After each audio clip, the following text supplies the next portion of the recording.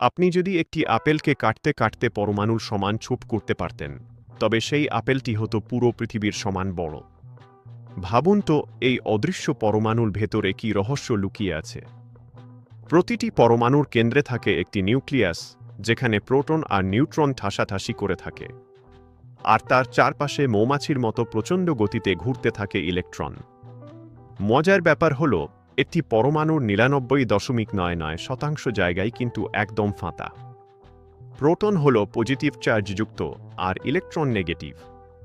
এই বিপরীত আকর্ষণের কারণেই ইলেকট্রনগুলো ছিটকে না গিয়ে নিউক্লিয়াসের চারদিকে ঘোরে, ঠিক যেমন সূর্যের চারদিকে পৃথিবী ঘোরে। একটি পরমাণু সোনা হবে নাকি লোহা, তা নির্ভর করে তার ভেতরে কয়টি প্রোটন আছে তার উপর।